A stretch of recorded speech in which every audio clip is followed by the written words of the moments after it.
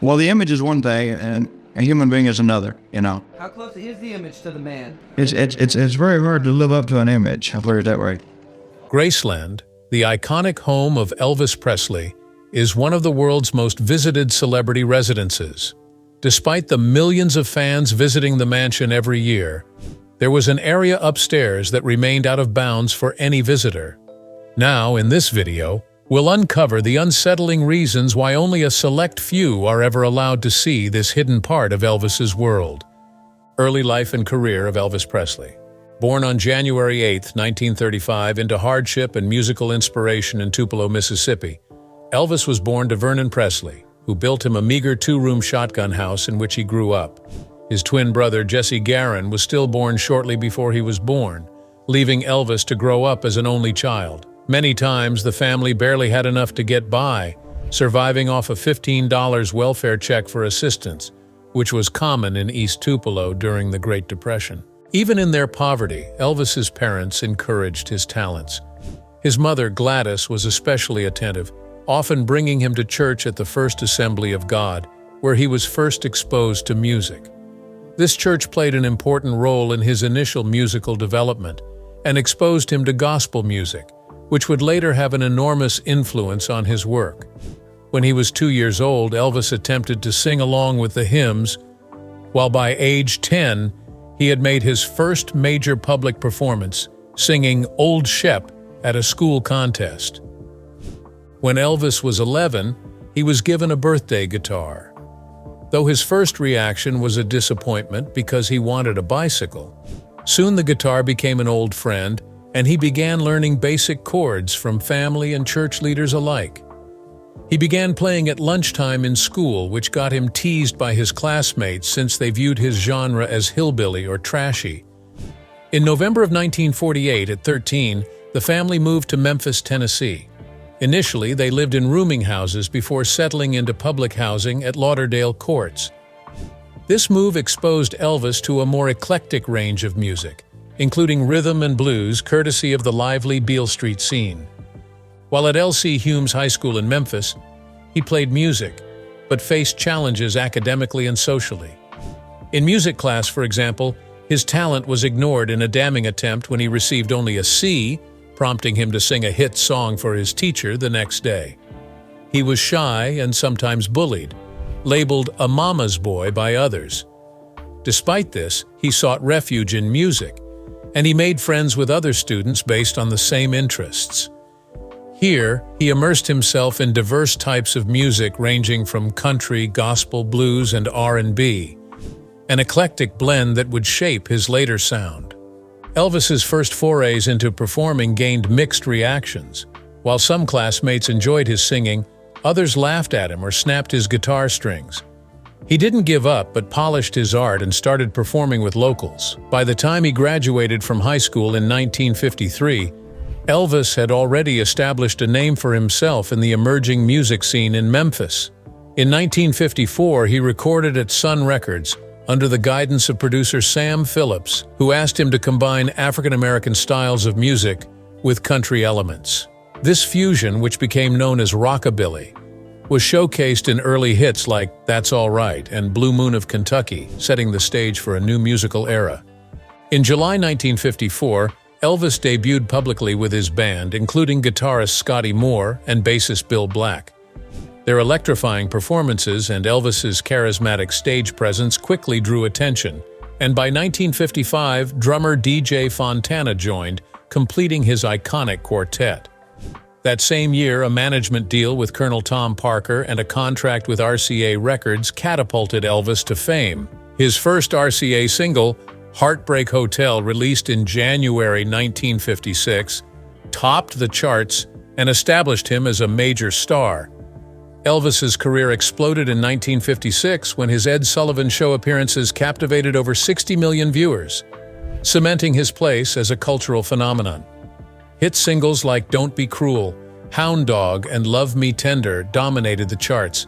His debut album became the first rock and roll album to reach #1 on the Billboard charts. His provocative dance moves and good looks drew both admiration and controversy, earning him the nickname Elvis the Pelvis. On October 19, 1956, Elvis released his album Elvis, a landmark in rock and roll history. The album, produced by Steve Sholes, incorporated rockabilly, rhythm and blues, and pop to capture Presley's innovative sound. It reached #1 on the Billboard Top Pop Albums chart and made Elvis the first artist ever to have 2 #1 albums in a single year. Going gold by 1960 and subsequently platinum in 2011, this album was part of the greater 1956 phenomenon in which Elvis sold more than 10 million singles and 3 million EPs, making him a household name. The album Elvis included hits such as Hound Dog, Don't Be Cruel, Love Me, and Long Tall Sally. From its very beginning, it played a characteristic role in the early years of rock and roll, fusing R&B with country and pop elements. With every cover of black artists' songs like Little Richard's Long Tall Sally, Elvis moved the racial barriers in the music business, helping musical genres bridge the gap when those genres were so highly segregated and ultimately helping build a platform for cultural integration. Released during a period of cultural transformation, Elvis resonated with America's emerging youth culture, which embraced new, rebellious forms of self-expression. His dynamic and energetic dance moves became part of his performance style, which was both envied and condemned and thus sealed his fate as an icon of 1950s rebellion. It was critically acclaimed for its innovative sound and emotional depth, later being listed by Rolling Stone in the 500 greatest albums of all time. Its album cover is considered one of the iconic images of the rock era. Despite initial skepticism from some critics who focused on his image rather than his talent, Elvis's undeniable commercial success and influence established him as a pioneering figure in rock music. His next album, Loving You, on July 1, 1957, was a soundtrack to his film of the same title and showed his versatility with rock, pop, and ballads. Highlighted by the emotional title track from songwriters Jerry Lieber and Mike Stoller, it became an instant commercial success, reaching #1 on the Billboard Top LPs chart with sales of over 1 million within the year. Loving You also showed Presley's range, from Mean Woman Blues to the tender ballad Is It So Strange. The production values were high, courtesy of his group's powerful instrumentation, setting a new standard for rock and roll records. The title track Loving You, a heartfelt ballad, connected with the audience, showing just how well Elvis could express emotion through song, and continuing to build on his image as a romantic figure. The album's success paralleled a broader trend in 1957, with Elvis dominating the charts with hits like Too Much, All Shook Up, and Let Me Be Your Teddy Bear. As rock and roll gained mainstream acceptance, Elvis's controversial yet charismatic performances challenged societal norms around youth culture and sexuality, embodying the spirit of a generation hungry for change. The King Creole soundtrack, released in 1958, exemplified Elvis Presley's versatility by blending rock and roll, rhythm and blues, and pop. Written mainly by songwriting duos Jerry Lieber and Mike Stoller, the songs included jazz and blues influences of New Orleans, which pretty much fitted perfectly with the setting of the movie in Louisiana. The album topped out at #2 on the Billboard Top Pop Albums chart and included huge hits, such as Hard-Headed Woman, which reached #1 on the Billboard Hot 100. Certified gold in 1999, King Creole solidified Presley's stature in American pop culture and showcased his ability to convey emotion and energy across its 11 tracks. Critically acclaimed for its innovative sound and cohesive production, King Creole highlighted Presley's growth as a vocalist, particularly with standout tracks like Trouble and the title song. While some contemporaneous critics noted filler material typical of soundtrack albums, the overall reception remained positive due to Presley's undeniable charisma and vocal talent. Retrospective reviews have recognized the album as essential to understanding Presley's artistic development, emphasizing its high-quality songwriting and production. Following this success, Elvis Is Back, released on April 8, 1960, marked a pivotal moment in Presley's career as his first studio album after military service. It showcased his versatility, blending rock and roll, pop, and rhythm and blues with original songs and covers, including It's Now or Never and Are You Lonesome Tonight. This album reached #2 on the Billboard Top LPs chart and on the UK Albums Chart, topped at number 1, while in 1999, the RIAA certified it as gold. The album achieved commercial success with It's Now or Never, reaching number 1 on the Billboard Hot 100 and selling over 20 million copies worldwide. This release re-established Presley in the music business, reflecting his growth during his 2-year hiatus and gaining respect from a wider audience for his more mature sound. Elvis Is Back featured an eclectic mix of styles combining ballads and upbeat tracks that showcased Presley's genre versatility. It's Now or Never, a reworked version of the Italian classic O Sole Mio, highlighted his willingness to experiment and his vocal range. Standout tracks like Reconsider Baby, with its bluesy instrumentation, and Like a Baby, showcased Presley's heartfelt performances across genres.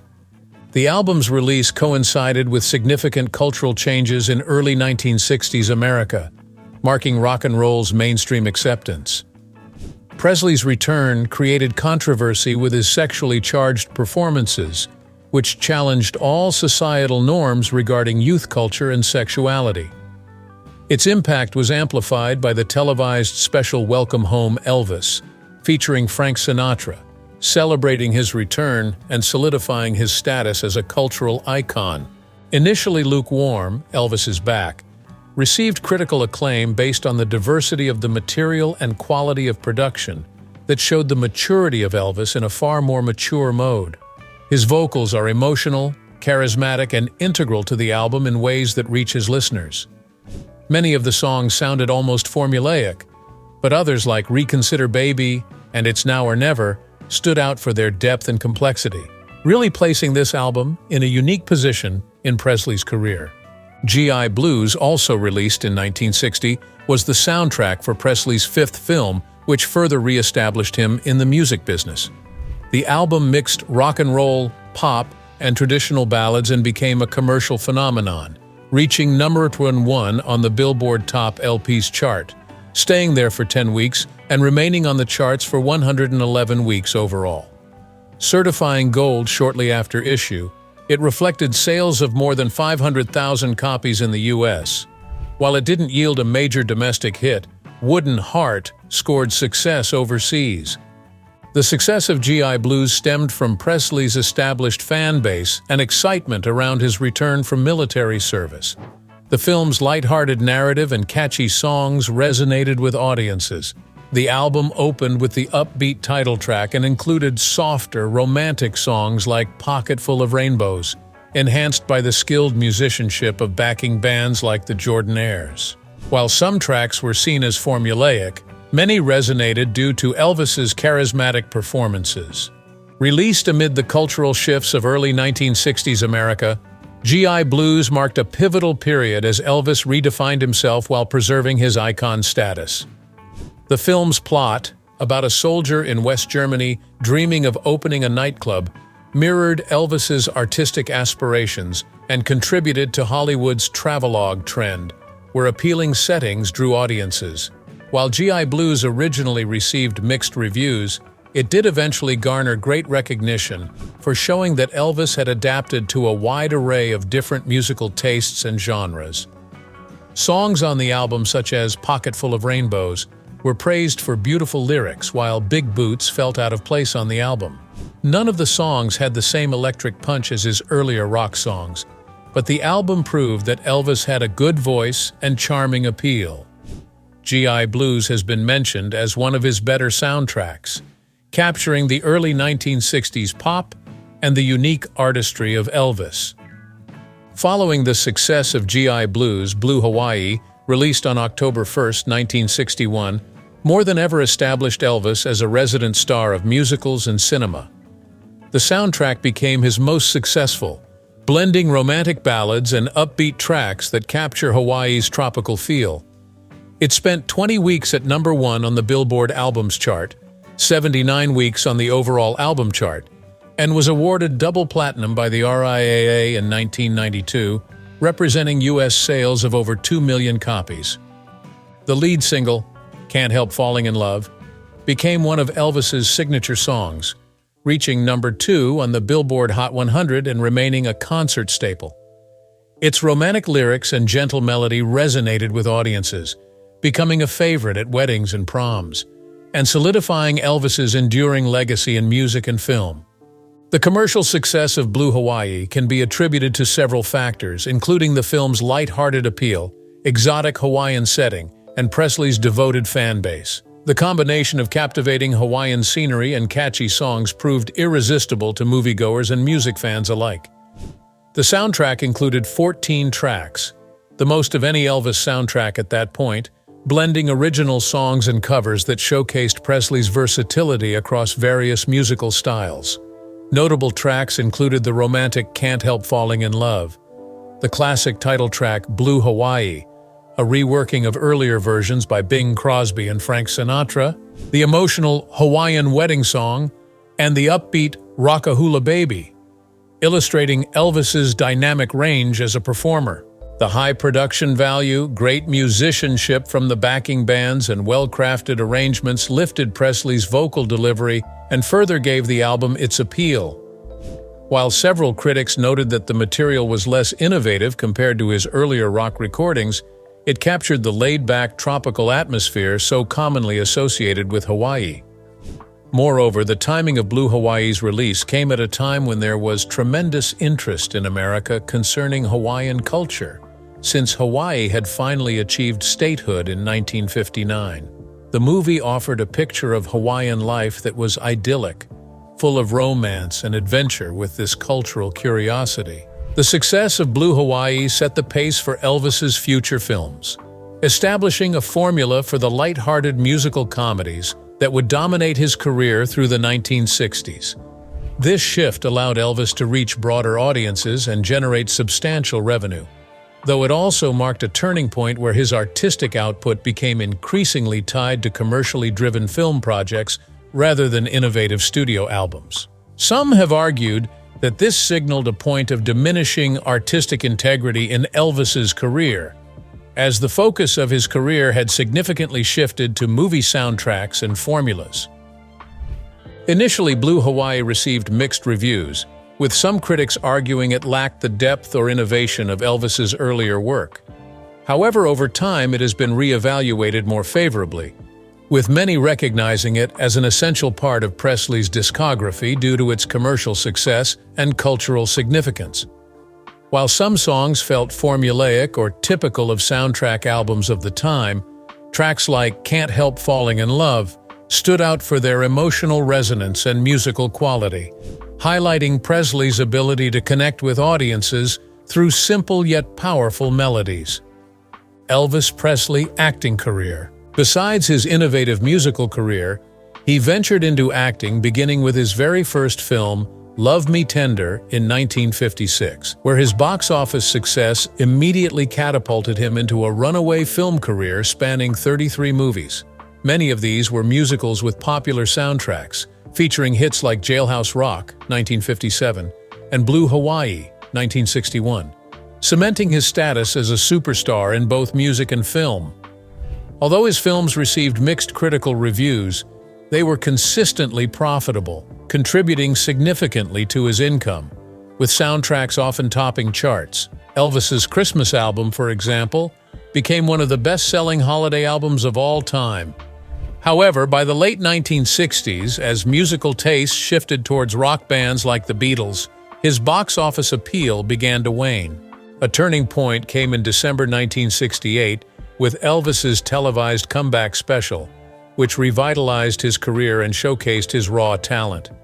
This performance reminded audiences of his serious artistry beyond his movie star image and featured classic hits alongside new material. Building on this momentum, he recorded from Elvis in Memphis, an album including hits like Suspicious Minds, marking his return to serious recording after years of focus on film soundtracks. Elvis Presley's substance abuse addiction. In the early 1970s, Elvis embarked on a concert tour of non-stop live performances, cementing his reputation as a dynamic performer on stage. He performed in over 500 concerts in the United States and had several sold-out shows in Las Vegas during this time. However, during this period, his personal demons took a much greater toll on his life.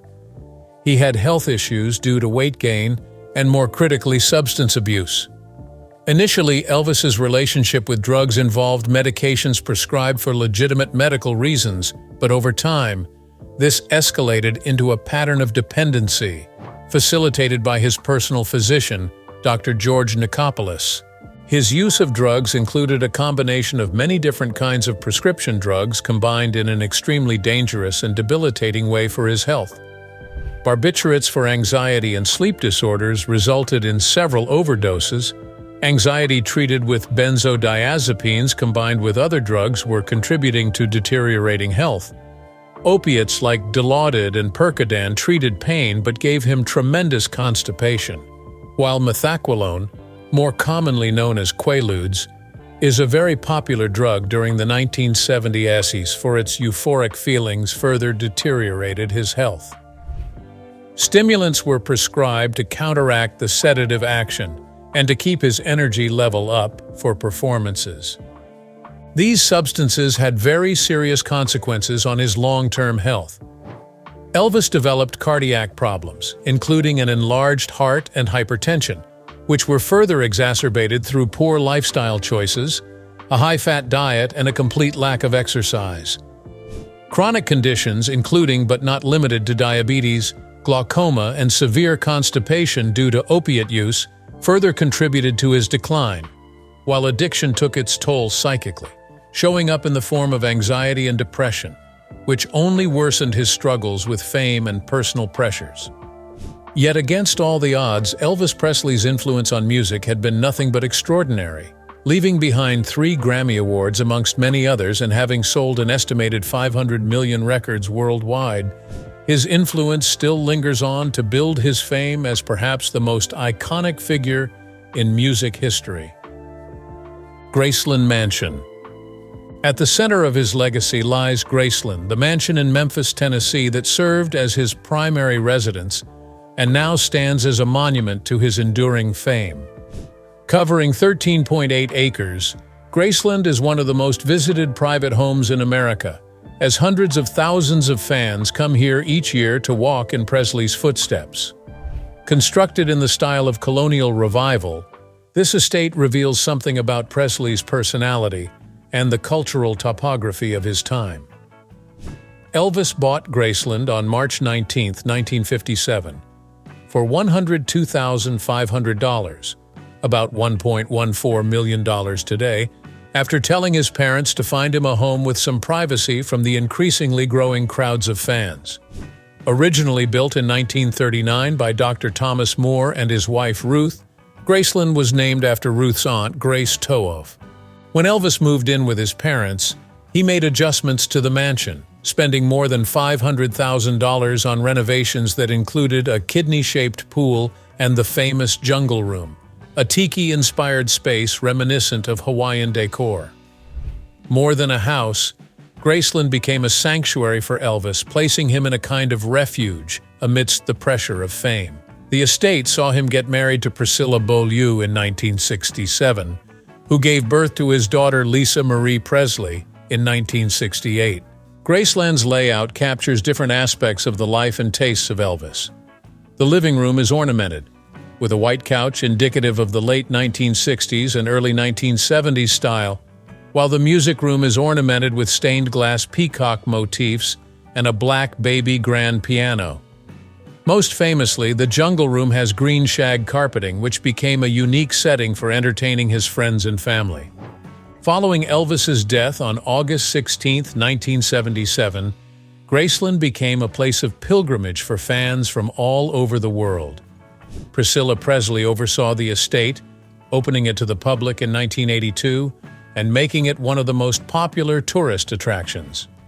This attraction draws an estimated $150 million per year into Memphis's economy.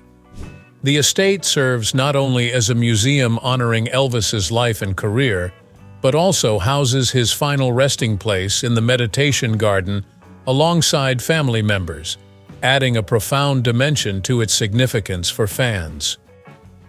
In recent years, Graceland's status as a cultural landmark has only grown.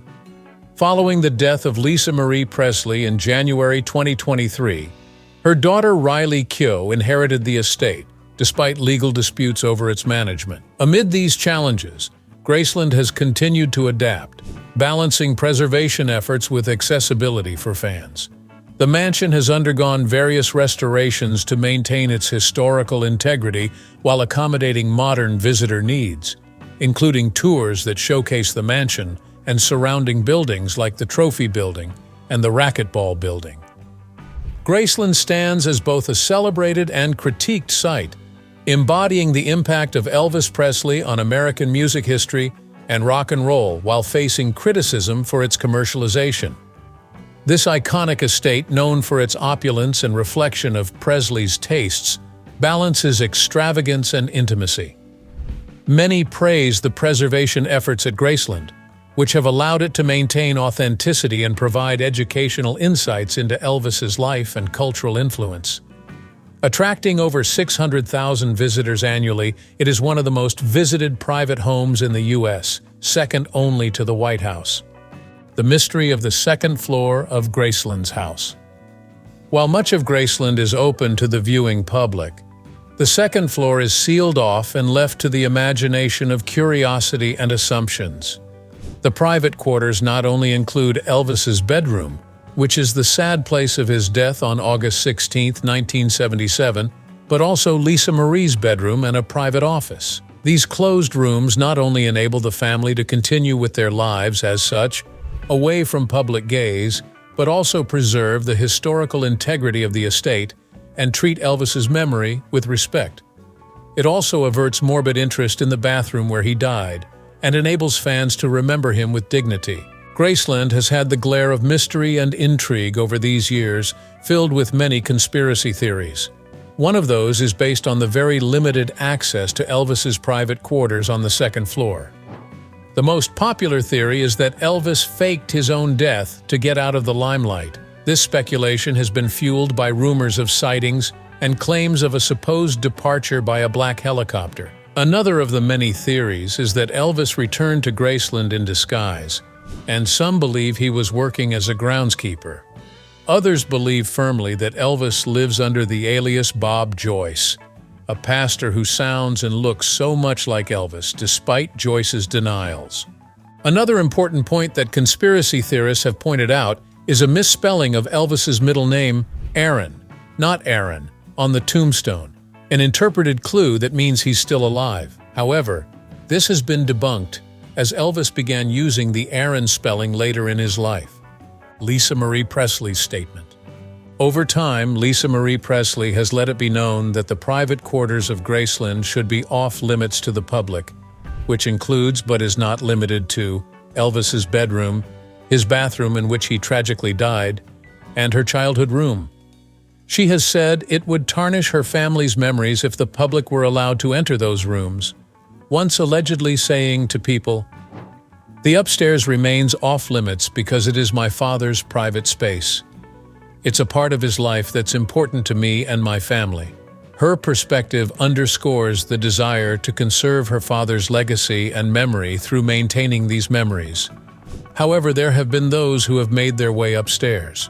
Nicolas Cage reportedly has been there when he was married to Lisa Marie Presley, adding to the public's intrigue about what remains hidden in these private spaces. Death of Elvis Presley. Elvis's health issues were exacerbated by addiction, with autopsy and toxicology reports revealing he had 14 different drugs in his system at the time of death. Even though his personal physician, Dr. George Nikopoulos, commonly known as Dr. Nick, prescribed these medications to control all of the health problems Elvis had, the practice has come under serious question given Elvis's eventual cardiac arrest.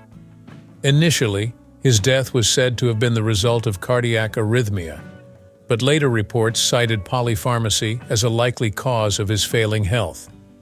Elvis's death on August 16, 1977, was met with an outpouring of grief from fans worldwide. Approximately 25,000 people gathered at Graceland to pay their respects during the public viewing.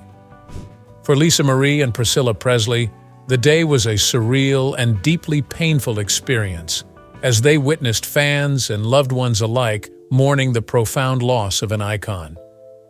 Graceland remains a place of dual significance. For fans, it's a pilgrimage site honoring the king of rock and roll. For the Presley family, it's a sanctuary holding personal memories and moments that continue to connect them to Elvis. Despite occasional critiques of commercialization, Graceland endures as a powerful testament to Elvis's life, legacy, and ongoing influence on music and culture. What are your thoughts on the conspiracies behind the Graceland's mansion? Make sure to subscribe and feel free to share your thoughts in the comments below.